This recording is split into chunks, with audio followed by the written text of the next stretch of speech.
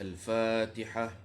أعوذ بالله من الشيطان الرجيم. بسم الله الرحمن الرحيم.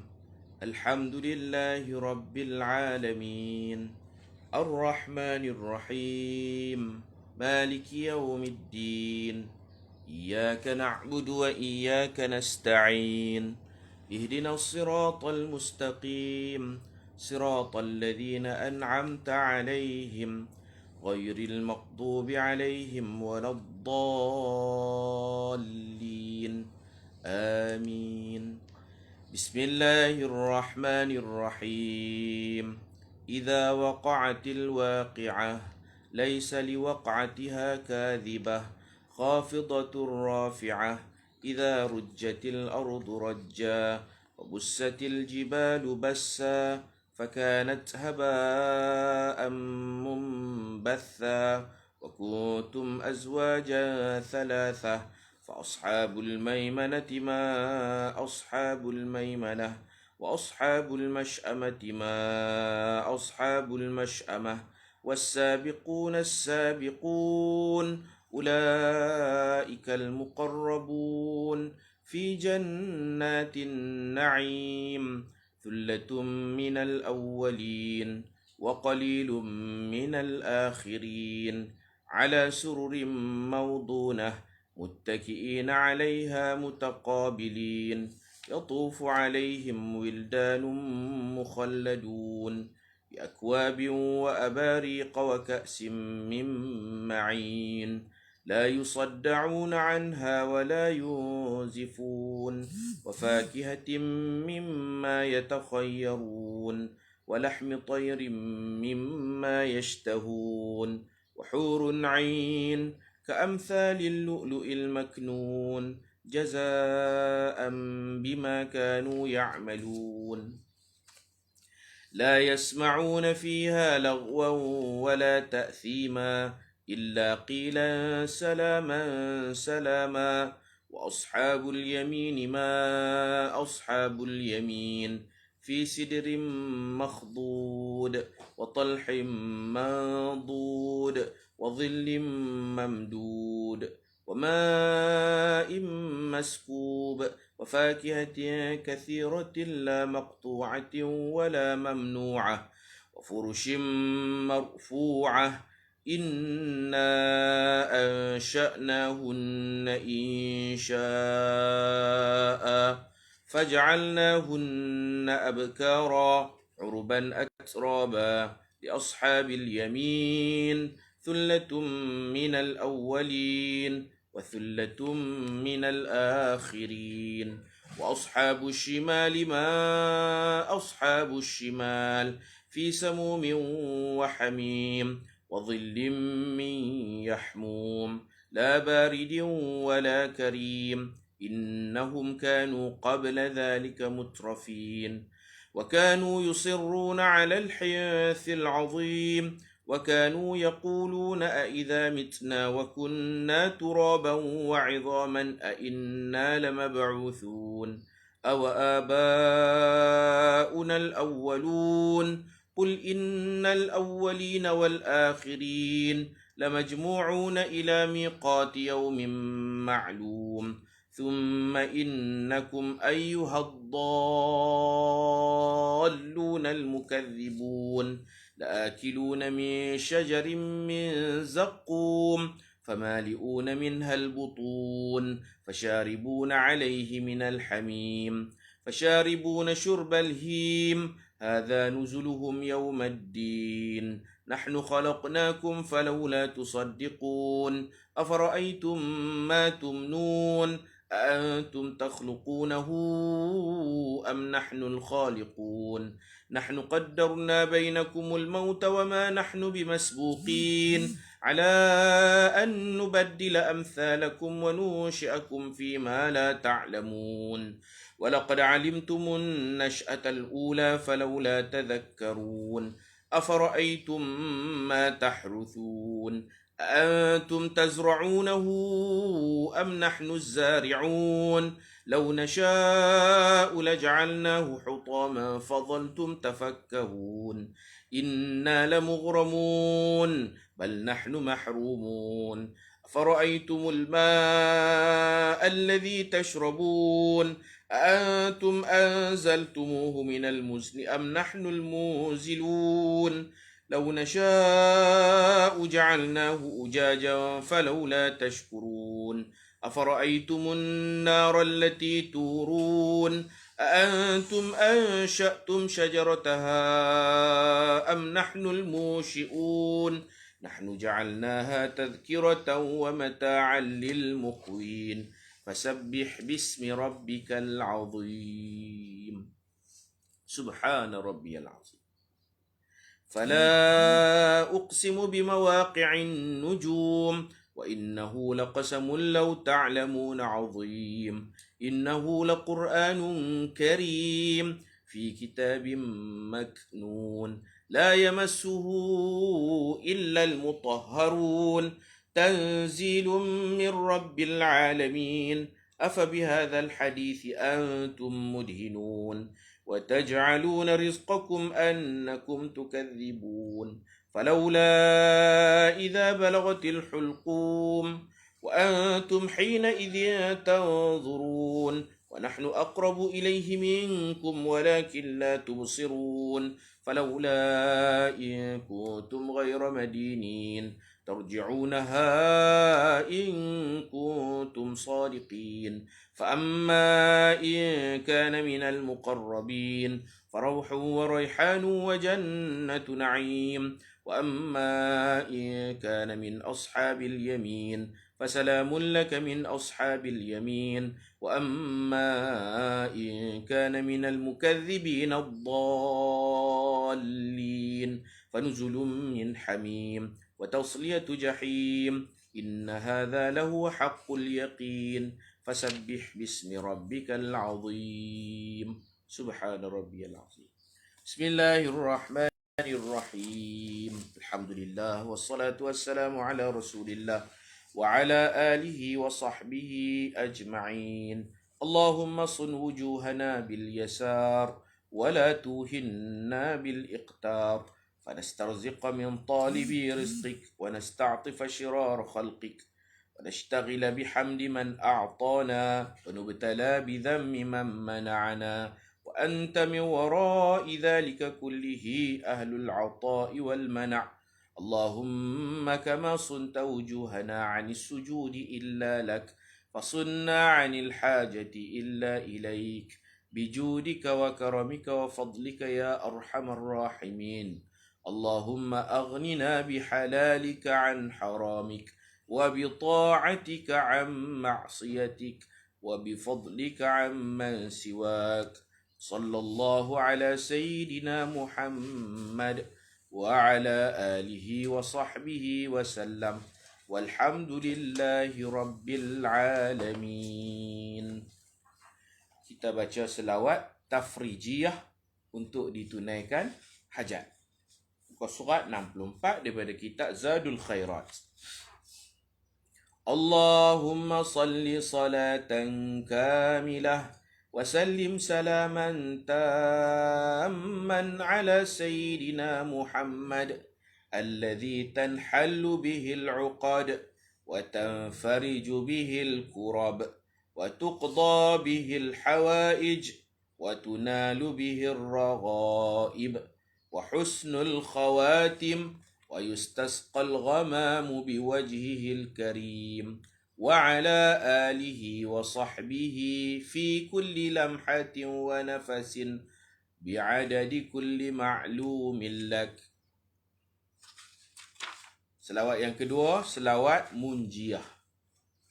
Allahumma salli ala sayyidina Muhammad salatan tunjina biha min jami'il ahwali wal afat وتقضي لنا بها جميع الحاجات وتطهرنا بها من جميع السيئات وترفعنا بها عندك أعلى الدرجات وتبلغنا بها أقصى الغايات من جميع الخيرات في الحياة وبعد الممات وعلى آله وصحبه وسلم تسليما كثيرا. Dan selawat yang ketiga kita baca selawat Al-Anwar. Allahumma salli wa sallim ala nuril anwar wa sirril asrar wa tiryaqil aghyar ومفتاح باب اليسار سيدنا ومولانا محمد المختار وآله الأطهار وأصحابه الأخيار عدد نعم الله وإفضاله آمين يا رب العالمين. تقبل الله منكم منا ومنكم تقبل يا كريم. بسم الله الرحمن الرحيم. السلام عليكم ورحمة الله وبركاته. الحمد لله رب العالمين والصلاة والسلام على أشرف الأنبياء والمرسلين وعلى آله وصحبه أجمعين. رب اشرح لي صدري ويسر لي أمري واحلل عقدة من لساني يفقه قولي. سبحانك لا علم لنا إلا ما علمتنا إنك أنت العليم الحكيم. ولا حول ولا قوة إلا بالله العلي العظيم. بسم الله ما شاء الله لا قوة إلا بالله ما شاء الله. كل نعمة من الله ما شاء الله. الخير كله بيد الله ما شاء الله. لا يصرف السوء إلا الله. أما بعد. Mari sama-sama kita bertasbih. Subhanallahi wa bihamdihi adada khalqih wa ridha nafsih wa zinata arshih wa midada kalimatih. Subhanallahi wa bihamdihi adada khalqih wa ridha nafsih wa zinata arshih wa midada kalimatih. Subhanallahi wa bihamdihi adada khalqih wa ridha nafsih wa zinata arshih wa midada kalimatih. سيد الاستغفار. اللهم أنت ربي لا إله إلا أنت خلقتني وأنا عبدك وأنا على عهدك ووعدك ما استطعت أعوذ بك من شر ما صنعت أبوء لك بنعمتك علي وأبوء بذنبي فاغفر لي فإنه لا يغفر الذنوب إلا أنت. Alhamdulillah, muslimi muslimat sekalian, mudah-mudahan Allah berkati dan Allah rahmati, Allah sayang kita insya-Allah. Muka surat 76 hadis ke-34. Perkahwinan anak dara dan janda. Di sudut boleh paksa nikah dan tak boleh paksa nikah. Itu tajuk kita. Anak dara ni, maaf cakap lah, orang yang masih ada selaput darahnya. Itu anak dara. Janda ni pula, takrif dia orang yang sudah hilang manzalat bakaratuha, yang telah hilang selaput darahnya. Itu dipanggil janda. Sekali lagi kita sebut, anak dara ni yang masih ada selaput darahnya. Janda yang sudah hilang selaput darahnya. Kemudian ulama hurai lagi. Kalau hilang selaput darah ini kerana haid yang kuat, yang tu dia masih dikira anak dara. Kalau hilang selaput darah ini kerana sesuatu penyakit, dia masih kekal status dia anak darah. Kalau hilang selaput darah ni kerana bersukan, dia lompat pagar ke, gimnastik ke apa ke, itu masih anak darah. Tetapi kalau hilang selaput darah ini kerana, maaf cakap, berzina. Lepas berzina tu hilang selaput darah. Yang tu dia jadi janda. Sama ada dia kahwin ke tak kahwin ke, dia berzina. Hilang dengan persetubuhan yang halal atau haram, maka dia berubah status dia jadi janda. Thayyib dalam bahasa Arab. Jamak dia thayyibat. Kalau hak darah tu bikrun, jamak dia abkar. Hilang dengan sebab persetubuhan yang halal. Kahwin, bersetubuh, jadi janda. Suami tak mati lagi pun janda dah. Orang Melayu ni, suami mati, kena cerai baru janda dah. Ni janda dalam pengertian fiqh. Bila hilang selaput darah dengan sebab bersetubuh, persetubuhan yang halal atau persetubuhan yang haram, dia berzina. Ataupun na'udzubillah min zalik, dia dicabul. Dia waktu kecil, na'udzubillah. Budak-budak kecil yang dicabul, hilang selaput darahnya, dirogol. Na'udzubillah min zalik. Lepas dirogol tu, kira bersetubuh juga lah tu. Hilanglah selaput darah. Itu dia panggil status dia janda. Kenapa kita perlu faham? Anak darah ni yang ada selaput darah lagi. Kalau dah hilang tu, janda. Tapi kalau hilang kerana bersukan, anak darah. Hilang kerana silap makan ubat ke apa ke, anak darah. Hilang kerana haid yang kuat, anak darah. Tapi hilang dengan sebab bersetubuh, kahwin, bersetubuh, jadi janda. Hilang dengan sebab berzina, janda. Hilang dengan sebab dirogol, janda. Faham tak? Apa kita nak tahu ni darah janda ni? Anak darah boleh dipaksa oleh ayahnya dan datuk sebelah ayah. Kita ngaji faraid tu, datuk belah ayah, dia boleh paksa cucu. Kalau tak ada ayah lah, dia ada kuasa memaksa. Panggil wali mujbir. Ayah, father tu pun boleh paksa anak darah. Tapi kalau hak belah ni, hak janda ni, dia pernah dirogol, na'udzubillah, dia pernah dicabul, atau dia pernah berzina, ataupun dia pernah kahwin dan pernah bersetubuh. Hak ni belah ni dipanggil janda. Janda tak boleh paksa. Mungkin orang tu waktu kecil dia ada sejarah, dia dicabul, dia tak mau kahwin. Ayah dia paksa dia kahwin, dia tak mau. Dia dah serik dah, dia trauma. Trauma, Nabi kata, hak janda tak boleh paksa. Dia tak mau, sudahlah. Dia nak kahwin dengan kerelaan dia. Tak boleh paksa. Dengan dia cakap, saya setuju kahwin, boleh. Kalau dia diam, belum tentu diam tanda setuju. Hak belah ni anak darah diamnya tanda setuju. As-sukut yadullu ala ridha. Diam siapa? Diam anak darah, tanda setuju. Contoh orang main menengok, kemudian orang tu balik. Dia pun tak tahu siapa tetamu ni mai. Mak dia beritahu, ni pemain nak tengok kamu dan ni pun berkenan kat kamu. Setuju tak? Dia senyap je, lari masuk bilik.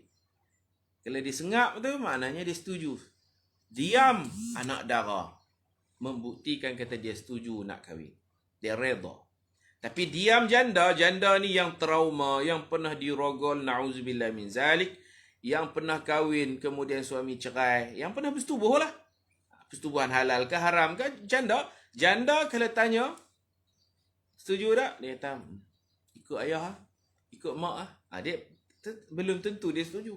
Dia kena izin yang sarih. Dia kata, ya saya setuju. Kalau dia buat sengap dia tu tanda dia tak setuju. Janda, dia bersuara, bercakap. Dan keizinannya mesti setelah baligh. Itu bagi budak-budak yang dirogol, maknanya dia janda kecil. Dalam fiqh ada janda kecil.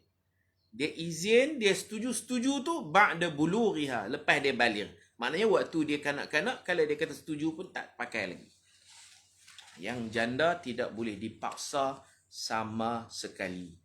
Bila dia setuju dengan cara bercakap yang jelas dan dia sudah baligh, barulah sah pernikahan janda. Itu kita kena jelas dulu status anak dara dan status anak janda ni apa. Maka orang Melayu panggil janda berhias itu tak betul lah. Apa makna janda berhias? Pengantin yang suaminya mati pada hari perkahwinan. Hari buat kenduri itu suami mati. Lepas akad suami mati, maka dia jadi janda berhias. Dia masih ada inai di tangan suami baru lepas akad. Lepas akad sah macam doa pup suami mati sakit jantung. Orang panggil dia janda berhias tak betul sebab dia tak setubuh lagi. Dia masih ada selaput darahnya. Istilah Melayu janda berhias. Tak, kita ubah yang tu anak dara berhias. Anak dara berhias. Dia masih dara. Cuma dia beriddah 4 bulan 10 hari tu memang kena lah. Suami mati memanglah telah lah.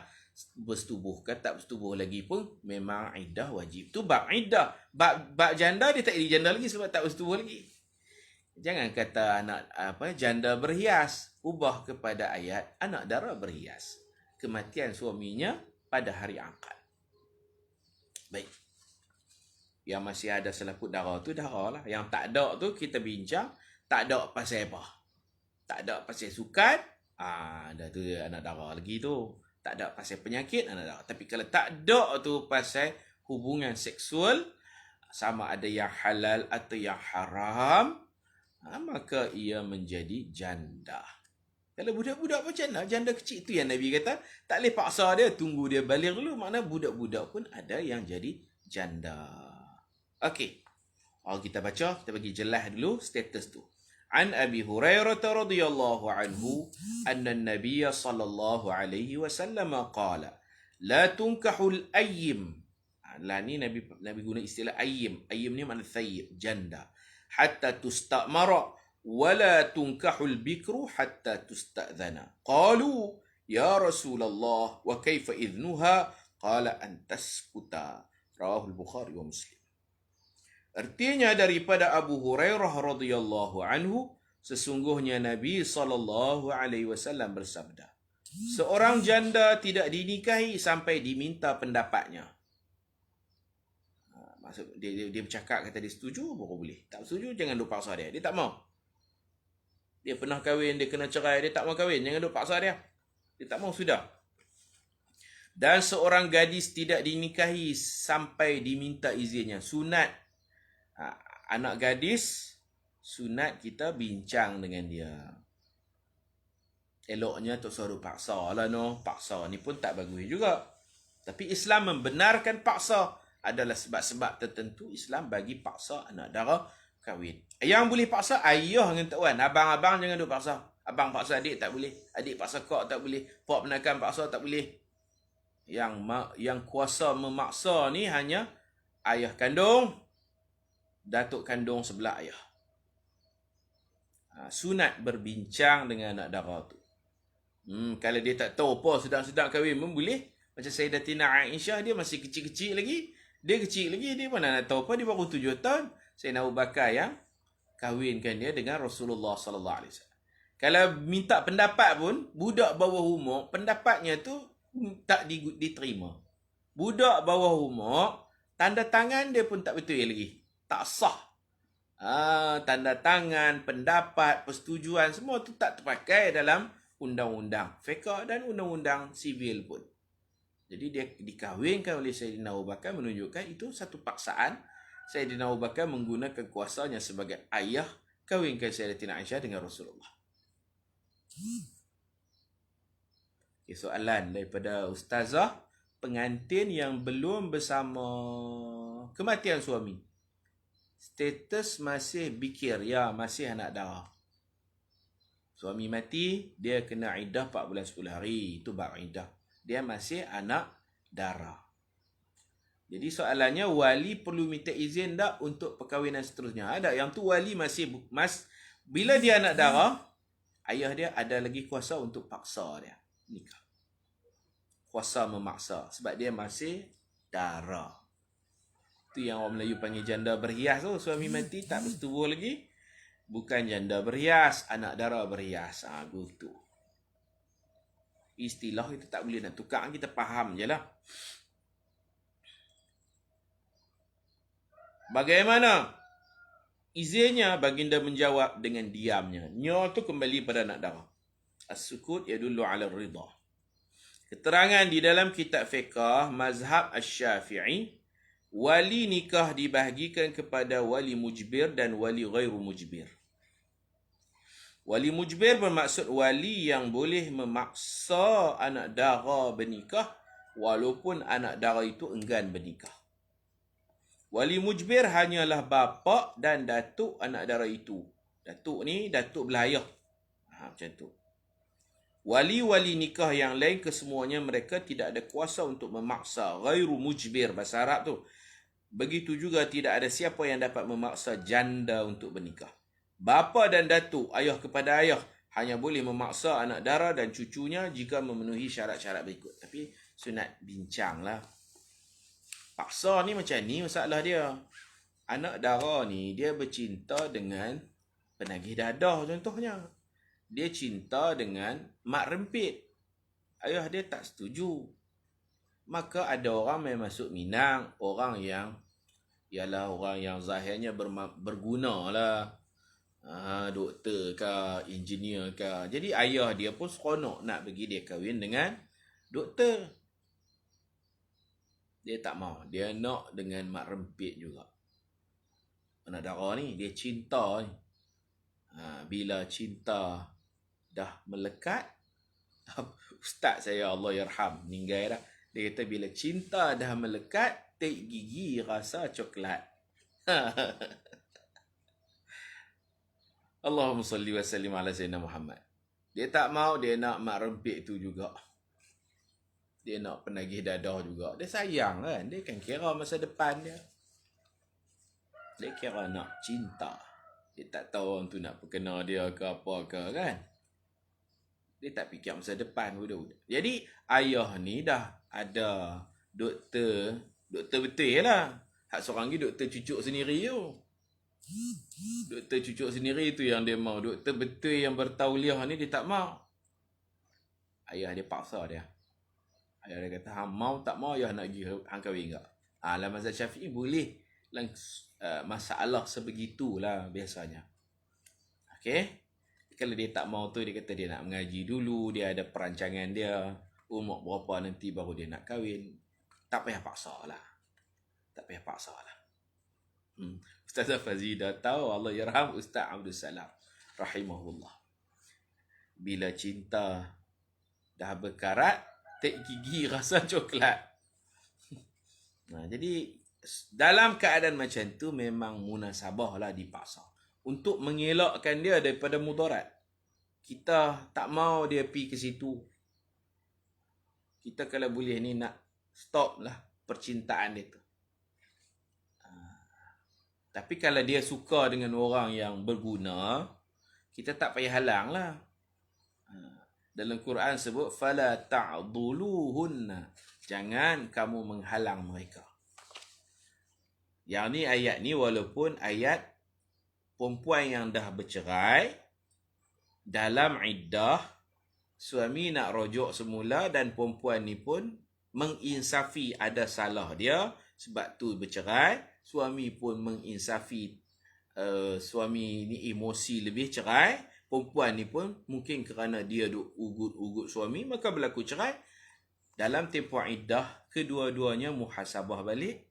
Suami pun dulu isteri duk goreng nasi goreng lah, tak ada siapa goreng dah.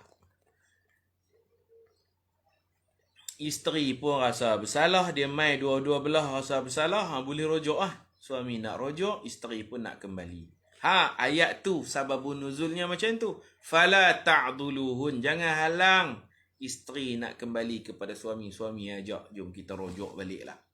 Jangan ibu ayah perempuan menghalang proses rujuk. Jangan duk pi hasut, tak sahlah ada dia cerai hang, tak payah duk kembalilah. Tak sahlah. Kita lawan di mahkamah. Walaupun kuasa rujuk di tangan suami, kita lawan. Hang tak payahlah. Jangan macam tu mak ayah. Bila suami nak rujuk, fala ta'duluhun, jangan halang. Mereka suka sama suka ni pun nak kembali balik. Bab bergaduh, bercerai tu satu bab lah, demi masa depan anak-anak, macam-macam lagi kepentingan yang lain, pertimbangan yang lain, mereka nak berbaik semula. Fala ta'duluhun, jangan duk halang mereka. Sebab mereka mau sama mau. Itu dalam bab rujuk, tapi ulama kembangkan, begitulah juga kalau mereka ada berkenan dan okey lah. Kan, insya-Allah. Jangan kita duk halang. Takut dia jadi tak elok. Yang kita duk pergi paksa dengan pasangan lain pula, pasangan dia tu kira okey dah, pergi kahwin lah. Macam tu lah, pemudah-pemudahkan lah. Tapi kalau dia suka dengan penagih, takkan nak biar kot. Kalau boleh kita nak iron kot lain lah, nak bagi kahwin dengan lelaki lain. Ada yang teringin dekat dia, kita paksa, kita nak stop dia. Itu yang boleh dalam mazhab Syafi'i. Tapi benda ni khilaf, benda ni benda khilaf. Kalau mazhab Hanafi tak boleh. Tak boleh paksa. Boleh nasihat, boleh bimbing dia, paksa tak boleh. Dan dalam mazhab Hanafi, perempuan yang baligh, yang cerdik, dia yang akan menentukan masa depan dia. Dengan siapa dia nak kahwin, dia kahwin. Dia tak ada kuasa memaksa langsung dalam mazhab Hanafi. Jadi perempuan tu dia akan nikahkan dirinya dengan lelaki. Gitu. Seolah-olah dia yang jadi wali tu. Dia sendiri jadi wali.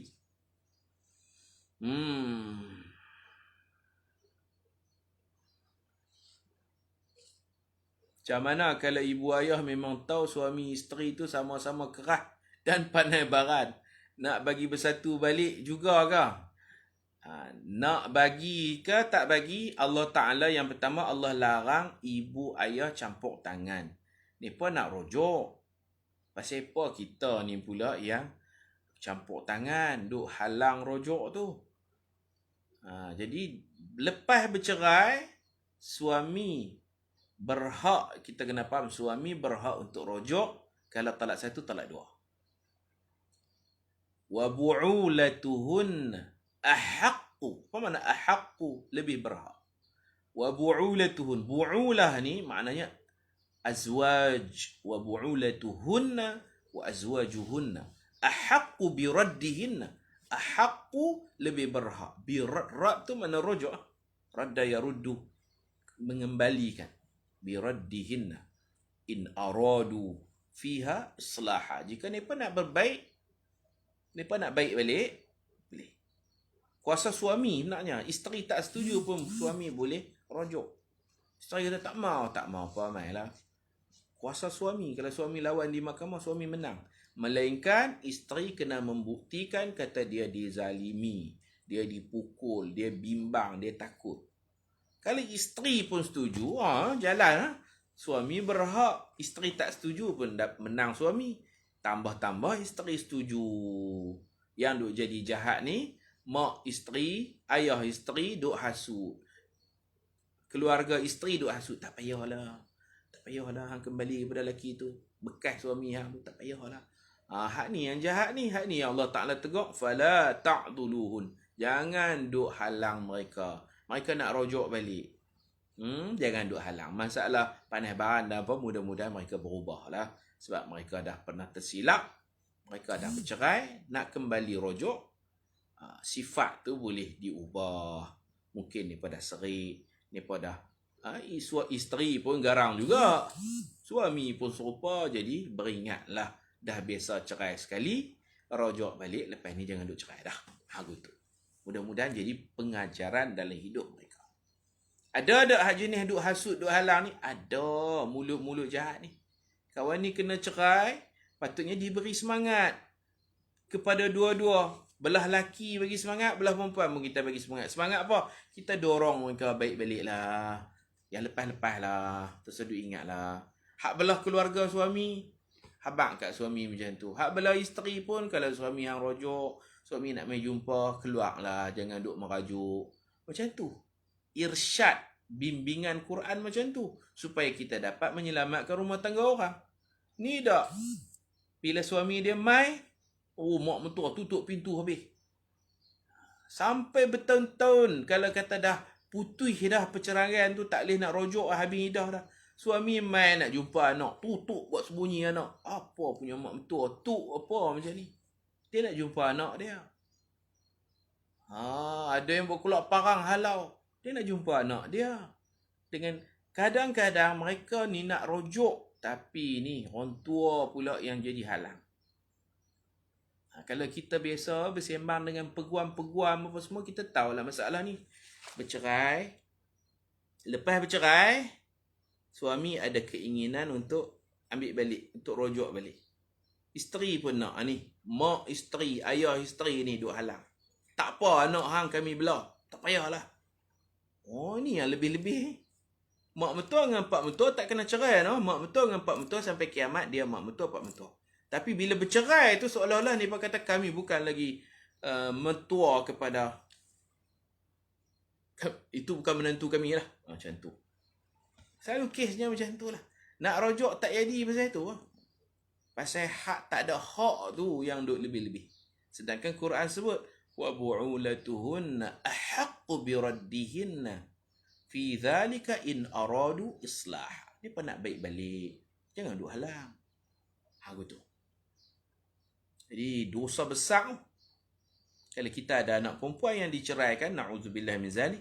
Kalau ibu-ibu, ayah-ayah ada anak perempuan yang diceraikan, ibu-ibu, ayah-ayah menjadi penghalang, penghasut. Duk pujuk cara ni tak apa, dia cerai hang laki lain banyak lagi. Contohnya, tu ayat-ayat jahat, ayat-ayat beracun. Tak apa, dia cerai hang tak apa. Nanti kalau dia nak rujuk pun ayah halang, mak ayah halang. Macam tu. Tak boleh macam tu. Bimbingan Quran, kalau ni pun nak rujuklah.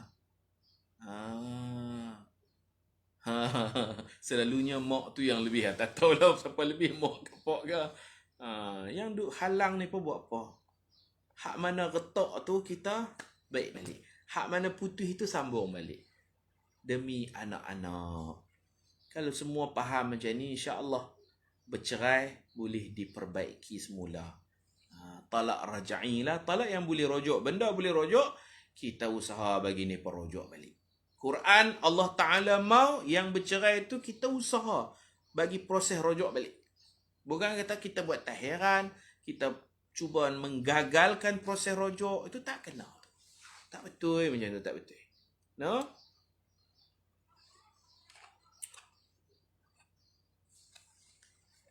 Kalau ada ta'liq masa akad nikah sekiranya tanpa persetujuan isteri untuk rujuk, sekiranya tanpa persetujuan isteri untuk rujuk, akan jatuh pula talak kalau isteri tak setuju. Macam mana jatuh pula talak? Dia tak setuju, sudahlah. Jatuh lagi, tambah lagi talak. Apakah dibolehkan ta'liq seperti itu? Ta'liq seperti itu tak boleh. Sebab setuju tak setuju ni bukan hak isteri. Hak suami untuk rujuk, isteri kena turut. Kecuali ada mudarat, hak tu dia kena lawan di mahkamah, dia kena buktikan dulu apa mudaratnya. Jadi dibuat syarat. Adakah syarat macam tu? Lepas akad nikah, baca syarat. Kalau isteri tak setuju, maka tak sah rujuk. Kalau gitu ayat tu boleh jadi betul lah. Boleh jadi bau. Kalau dia kata kalau isteri tak setuju untuk rujuk, dengan sebab tu jatuh lagi satu talak, itu tak betul. Tidak setujunya isteri tidak dikira sebagai talak. Talak satu, lepas tu nak rujuk dia tak setuju. Syarat macam ni tak betul. Syarat yang menyalahi syariat. Syarat macam ni orang panggil lara. Syarat macam ni lara. Sebab bukan hak isteri setuju tak setuju. Hak suami. Haqqu. Suami lebih berhak. Kalau isteri tak setuju, bukan dengan ta'liq ini. Ta'liq ini bagi pandangan saya tidak sah, diabaikan. Tiada maknanya ta'liq ini. Kosong, tak ada nilai. Kalau isteri tak setuju, perlu dibuktikan kenapa dia tidak bersetuju. Hendaklah dia angkat ke mahkamah, hakim akan menilai pasal apa tak setuju. Dia kata tak setuju, suami dia hari tu suami dia maki dia. Hari bercerai tu kena maki. Maki je pun hakim akan nasihat, lepas ni jangan maki dah. So, kalau kena pukul, kena dera, tu baru bahaya. Tak setuju pasal apa? Sebab suami hari tu janji nak beli rantai, tak beli rantai. Ni dah bercerai dah, tak mau kahwin dah, tak mau patah balik. Oh, pasal rantai pun. Tak pakai rantai pun boleh hidup Hakim akan tengok, tak setuju pasal apa? Tak setuju pasal dia cerai saya hari tu. Tak mau nanti dia cerai pula.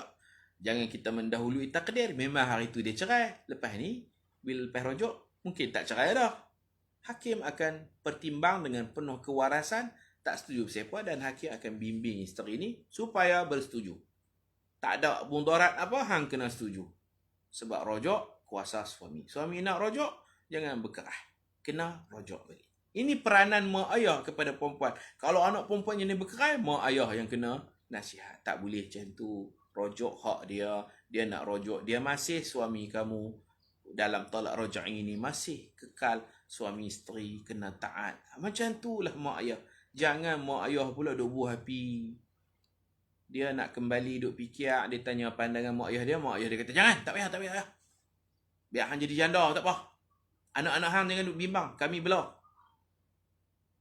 Laki lain ramai lagi. Inilah dipanggil fala ta'duluhun. Jangan halang. Dia nak rojok, kita pula pergi halang. Jangan. Ingat beringat. Siapa-siapa yang ada anak perempuan, mana tahu, na'udzubillah, kita tak minta. Mana tahu anak perempuan diceraikan, jangan kita jadi batu api. Kita patutnya mengusahakan supaya berlaku rujuk semula. Baik. Kita bukan tajuk rojok, kita tajuk paksa menikah. Patut mak ayah pun kena pergi kursus bagi faham. Dia emosi, dia tak tahu masa depan anak cucu dia kerana bercerai jadi macam mana. Patutnya dia kena fikir untuk rojok balik. Kalau suami tak mau rojok pun, dia pergi berjumpa ke, lantik orang tengah ke, macam mana ke. Oi, ni bini hang ni tak kesian ke apa ke. Usahakan supaya rujuk balik. Ni dah ada cerai. Sudah. Sampai kiamat aku tak bagi dah anak aku. Betul pula dah. Tu Islam tak suruh angkat nikah semula. Dia tak bagi pun kalau suami isteri nak, boleh. Rujuk tak perlu angkat nikah. Rujuk tak perlu wali. Ni pun masih suami isteri. Kalau dia kata sampai ke kiamat, aku tak bagi dah anak aku kat hang. Hang cerai sangat anak aku. Aku tak bagi dah. Pok panas barang ni. Aku tak bagi dah. Bukan masalah bagi tak bagi. Bukan perlu angkat nikah pun. Mereka suami isteri, dia boleh tarik balik. Tarik tangan isteri dia, jomlah. Abang minta maaf. Isteri ni pun kadang-kadang minta maaf, saya yang salah. Isteri kata salah. Suami kata, dok, saya yang salah. Akhirnya dua-dua bersalah. Macam tu. Banyak terpengaruh TV, Ustaz. TV, jenis garang-garang ni, macam tu. Dah jadi orang tua ni, tak payahlah ada emosi. Hak lepas-lepas lah. Berbaik semula. Bermaaf-maafan. Banyak nilai-nilai mulia yang diajak dalam Islam. Maafkanlah.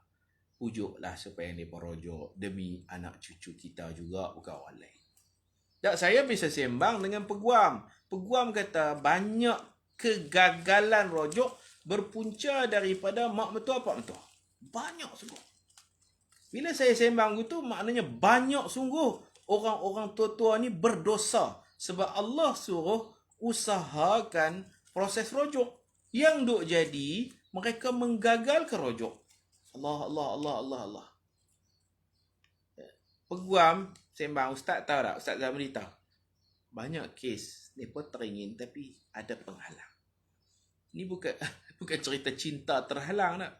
Suami isteri dah bercerai. Allah bagi itu rojok. At-talaqu marratan. Cerai 2 kali. Itu terjemahan dia.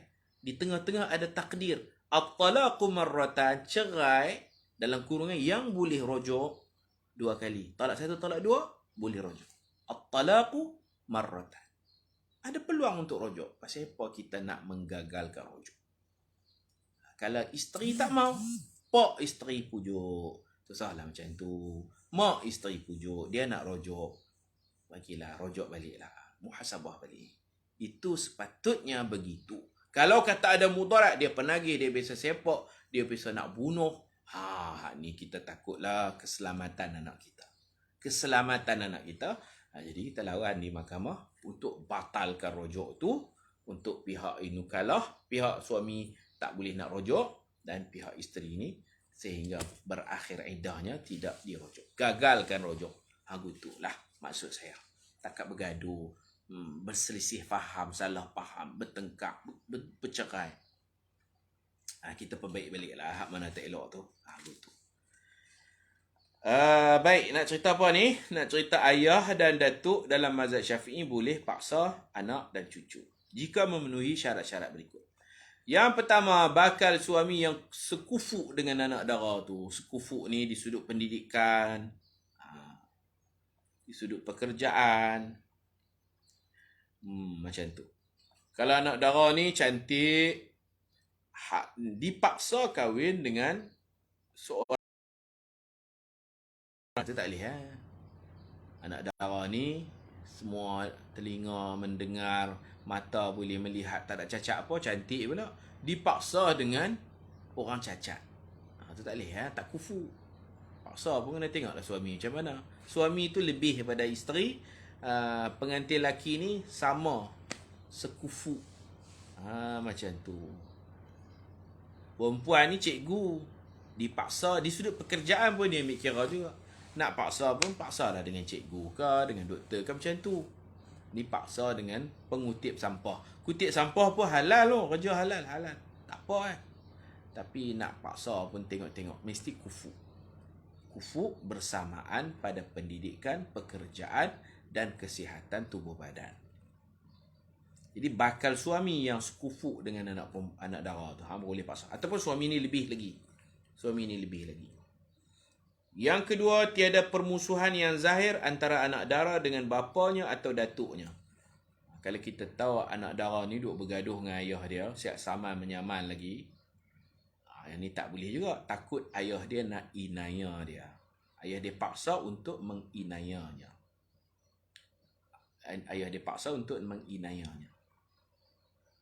Kalau ada permusuhan, pergaduhan, pertelingkahan, tak boleh paksa. Pasal nampaknya ayah paksa untuk menginaya dia, tak boleh. Kalau paksaan itu untuk maslahah dia, masa depan dia, itu boleh. Yang ketiga, tiada permusuhan sama sekali, sama ada zahir dan batin antara anak dara dan bakal suaminya itu. Nak dipaksa kahwin dengan seorang lelaki, lelaki ni ada bergaduh dengan anak dara, yang ada kes-kes mahkamah lah. Itu memang tak sah lah. Ini pun untuk menginayai anak dara, tak boleh paksa. Yang keempat, bakal suami mampu membayar mahar dengan tunai. Kalau suami ni kata nak bayar mas kahwin hutang, tak boleh. Paksaan mesti bayar tunai. Mahar tu pula mata wang tempatan, duit ringgit bukan duit dolar. Dan mahar dengan kadar yang bersesuaian dengan anak dara itu, mahar mithil. Bayaran yang berpatutan. Nilai semasa yang patut padanlah dengan anak dara tu. Kalau bayar murah sangat, tak boleh. Antara hadis yang dipegang dalam mazhab Asy-Syafi'i bahawa boleh memaksa anak dara berkahwin adalah hadis berikut. An Aisyah radhiyallahu anha anna an-nabiy sallallahu alaihi wasallam tazawwajaha wa hiya bintu 6 sinin wa adkhalat alaihi wa hiya bintu 9 wa makathat indahu 9. Rawahu al-Bukhari wa Muslim. Artinya daripada Aisyah radhiyallahu anha, sesungguhnya Nabi SAW menikahinya ketika beliau berumur 6 tahun.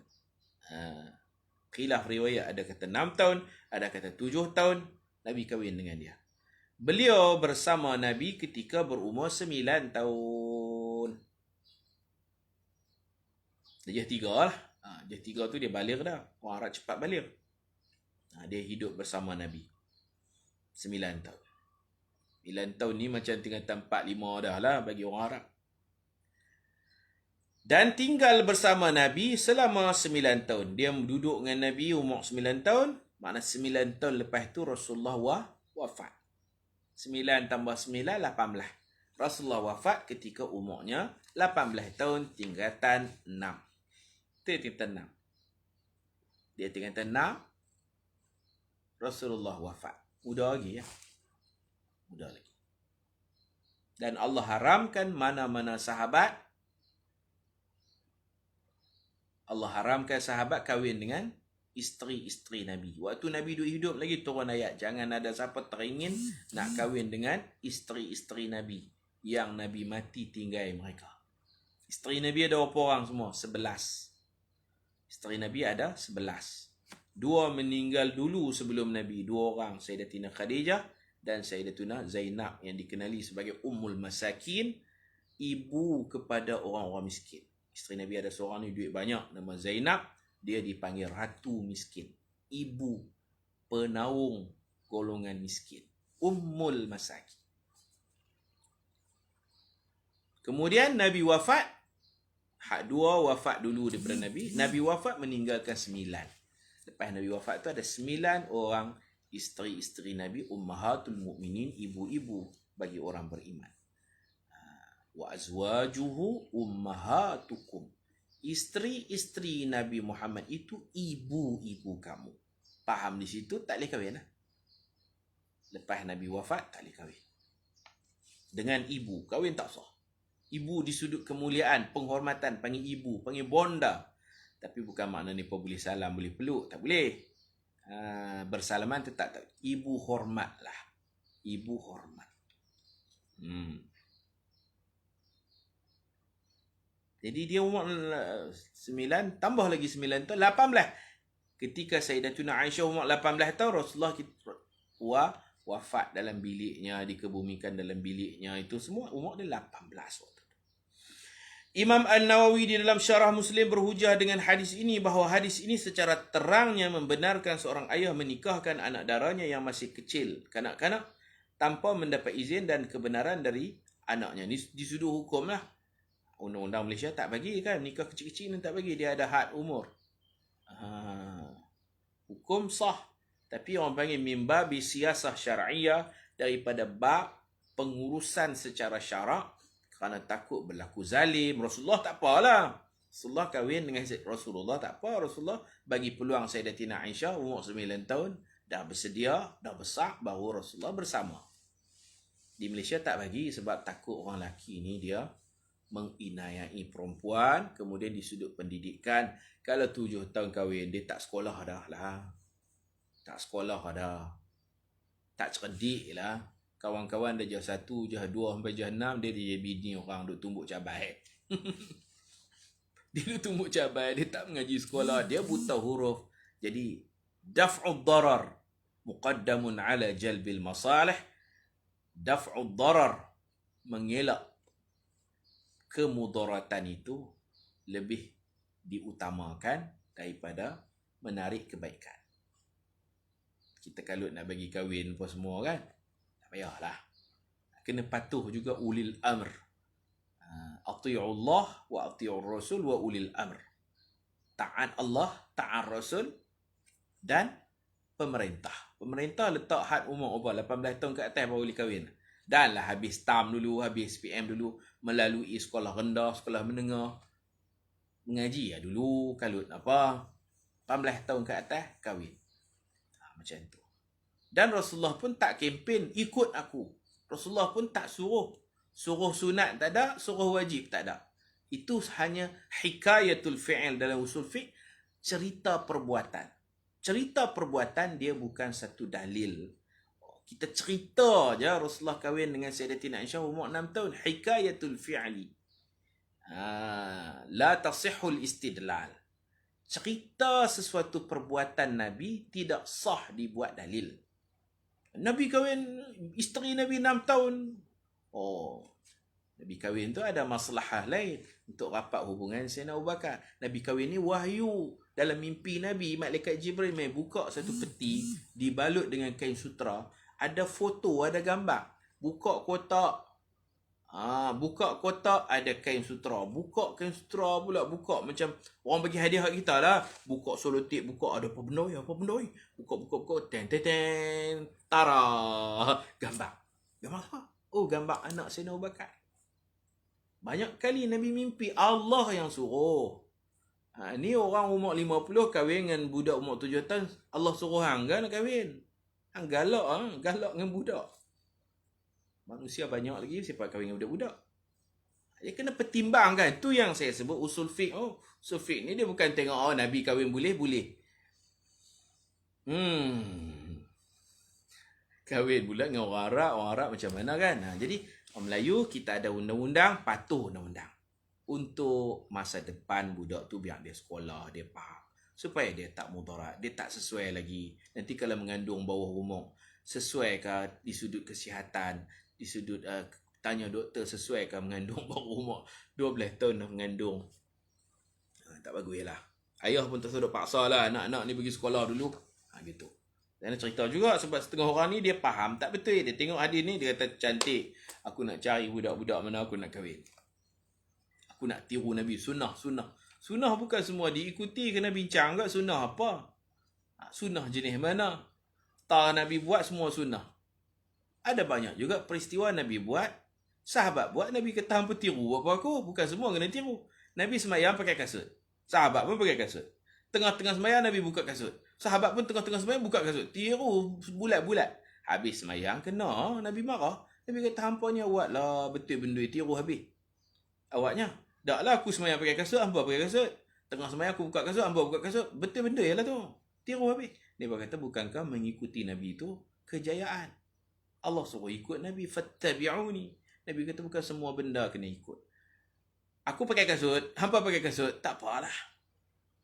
Tapi tengah semayang aku buka kasut. Pasal Jibril kata aku terpijak najis. Aku kena buka lah tapak kasut. Aku ada najis. Jibril kata, wah Muhammad, kamu terpijak najis tu. Tak cicak ke apa kan? Nabi pun tengah semayang buka kasut. Sebab ada najis. Saya tak salah semayang. Ya hampa kasut, hampa tak ada najis, hampa buka apa? Nampak? Ada benda kita ceramah ikut Nabi. Nabi berzikir. Nabi ini ibadat Nabi kita ikut mimba bil ibadah. Kalau hak mana bukan ibadat, nikah tu memang ibadat. Meniru Nabi nikah budak-budak awal-awal ni, budak-budak muda ni bukan ibadat. Itu dia ada pertimbangan lain, mudarat, tak sekolah, buta huruf. Jadi daf'ul mafsadah muqaddamun 'ala al-jalbil maslah. Itu kaedah fiqhnya. Daf'ul mafsadah muqaddamun 'ala jalbil maslah. Mungkin masalah dia budak ni kita pergi kahwin siap-siap, takut nanti tua nanti lagi jadi anak dara tua pula tak kahwin-kahwin. Dah ada orang minta bagi. Orang minta ni pun bagus, tok guru syekh. Budak kita umur 8 tahun kita bagi. Kita nampak masalah tu, kita tak tahu budak ini mendapat mafsadah. Daf'ul mafsadah. Budak ni mafsadah apa? Dia tak mau kahwin. Kawan-kawan dia semua pergi sekolah je dua. Sekolah galah beg semua syok. Dia ada jadi bini orang. Jadi pertimbangkan. Mafsadah dengan masalah. Masalah bagi pandangan mak ayah. Mafsadah bagi anak. Mana dia? Menolak keburukan itu. Daf'ul mafsadah. Menolak yang buruk itu. Muqaddamun lebih didahulukan. Ala jalbil maslahah. Daripada keberuntungan yang kita nampak. Kita tak tahu dia punya psikologi dia. Dia punya budak ni sedih. Budak orang-orang lain semua ada bersekolah, berjaya, jadi cikgu, jadi doktor, jadi ustazah dia. Kecil-kecil lagi duduk dapur, duduk tembuk cabai dah. Sian kat dia. Tak patutlah. Sebab tu negara boleh buat undang-undang. Orang panggil siasat syar'iyah. Negara boleh buat satu undang-undang dan rakyat wajib patuh undang-undang tersebut. Okey? Imam An-Nawawi dalam Syarah Muslim berhujah sikit gila, saya perhabis tu lah.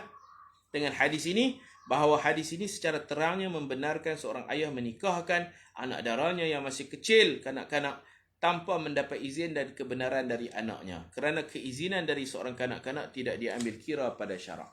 Walaupun begitu, disunatkan berbincang dan meminta izin kepada anak dara yang sudah baligh.